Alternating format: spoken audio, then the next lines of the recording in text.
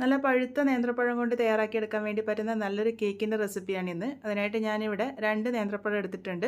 നല്ല പഴുത്ത് കറുത്ത നേന്ത്രപ്പഴം ഉണ്ടെങ്കിൽ അതാവും ഏറ്റവും നല്ലത്. അത് ഇതുപോലെ കട്ട് ചെയ്ത് മിക്സറിൻ്റെ ചെറിയ ജാറിലേക്ക് ഇട്ട് കൊടുത്തിട്ടുണ്ട്. ഈ ഒരു പഴം നന്നായിട്ട് തന്നെ ഇവിടെ അരച്ചെടുത്തിട്ടുണ്ട്. ഇനി മിക്സറിൻ്റെ വലിയ ജാറിലേക്ക് 2 മുട്ട പൊട്ടിച്ചൊഴിക്കാം.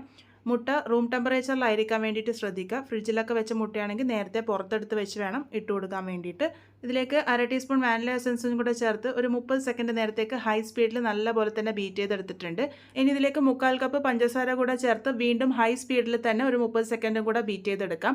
അതിനുശേഷം ഇതിലേക്ക് 1/2 കപ്പ് റിഫൈൻഡ് ഓയിലാണ് ചേർത്ത് കൊടുത്തിരിക്കുന്നത്. മണമില്ലാത്ത ഏത് ഓയിലോ അല്ലെങ്കിൽ ബട്ടറോ ഗീയോ നിങ്ങൾക്ക് ഉപയോഗിക്കാം.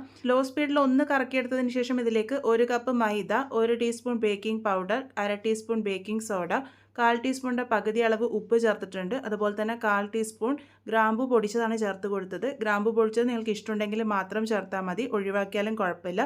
വീണ്ടും ലോ സ്പീഡിൽ തന്നെ ഒന്ന് മിക്സ് ചെയ്തെടുത്തിട്ടുണ്ട്. ഇനി ഇതിലേക്ക് നമ്മൾ നേരത്തെ അരച്ച് വെച്ചിരിക്കുന്ന പഴം കൂടെ ചേർത്ത് കൊടുക്കാം. ഇവിടെ മുഴുവനായിട്ട് തന്നെ ഞാൻ ഒഴിച്ചു കൊടുത്തിട്ടുണ്ട്. അതിനുശേഷം വീണ്ടും ലോ സ്പീഡിൽ ഒന്ന് കറക്കിയെടുത്തിട്ടുണ്ട്. നമ്മളുടെ കൂട്ടിൻ്റെ കൺസിസ്റ്റൻസി ഇതുപോലെയാണ് വേണ്ടത്. കൂട്ടിപ്പോൾ പാകത്തിന് റെഡി ആയിട്ടുണ്ട്. ഇനി നമുക്ക് ആ ഒരു ടിന്നും കൂടെ റെഡിയാക്കി എടുക്കാം. ഞാനിവിടെ 6 ഇഞ്ച് വലുപ്പത്തിലുള്ള ടിന്നാണ് എടുത്തിരിക്കുന്നത്. ഇതിലേക്ക് റിഫൈൻഡ് ഓയിലോ ബട്ടറോ ആദ്യം ഒന്ന് നല്ലപോലെ തന്നെ സ്പ്രെഡ് ചെയ്ത് കൊടുത്തിട്ടുണ്ട്.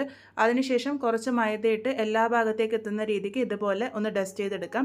ഇതിന് പകരം നിങ്ങൾക്ക് ബട്ടർ പേപ്പർ ലൈൻ ചെയ്തെടുത്താലും മതിയാകും. ഇതിലേക്ക് നമ്മൾ തയ്യാറാക്കി വെച്ചിരിക്കുന്ന ബാറ്റർ ഒഴിച്ചു കൊടുക്കാം.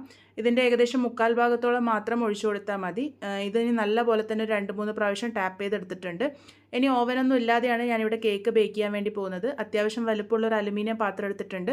അതിലേക്ക് ഉപ്പും ഒരു സ്റ്റാൻഡും വെച്ച് കൊടുത്തിട്ടുണ്ട്. ആദ്യം ഹൈ ഫ്ലെയിമിൽ 5 മിനിറ്റ് നേരം നല്ലപോലെ ഈ ഒരു പാത്രം ചൂടാക്കണം.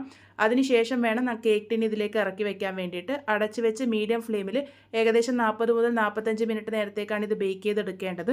ഒരു 35 മിനിറ്റൊക്കെ കഴിയുമ്പോൾ നിങ്ങളിതൊന്ന് തുറന്ന് നോക്കുക. കേക്ക് എന്നിട്ടൊരു ടൂത്ത് പിക്ക് ഉപയോഗിച്ച് ചെക്ക് ചെയ്ത് നോക്കുക. പാകത്തിന് റെഡി ആയിട്ടില്ല എന്നുണ്ടെങ്കിൽ മാത്രം എക്സ്ട്രാ ടൈം കൊടുത്താൽ മതി. അത് നിങ്ങൾ ഉപയോഗിക്കുന്ന ആ ഒരു പാത്രത്തിൻ്റെ വലുപ്പമൊക്കെ അനുസരിച്ച് കുക്കിംഗ് ടൈം ചിലപ്പോൾ അങ്ങോട്ടും ഇങ്ങോട്ടൊക്കെ ആവാം. ഇതിപ്പം പാകത്തിന് റെഡി ആയിട്ടുണ്ട്. ഇതിൻ്റെ ചൂട് നല്ലപോലെ ആറി വന്നിട്ട് വേണം ഇത് ഡീമോൾഡ് ചെയ്തെടുക്കാൻ വേണ്ടിയിട്ട്. ചൂടോട് കൂടിയിട്ട് ഡീമോൾഡ് ചെയ്തെടുക്കാൻ നിന്ന് കഴിഞ്ഞാൽ അത് കേക്ക് ടിന്നിൽ പറ്റിപ്പിടിക്കാനുള്ള സാധ്യതയുണ്ട്. ഇതിപ്പോൾ ഞാനിവിടെ ഡീമോൾഡ് ചെയ്തെടുത്തിട്ടുണ്ട്.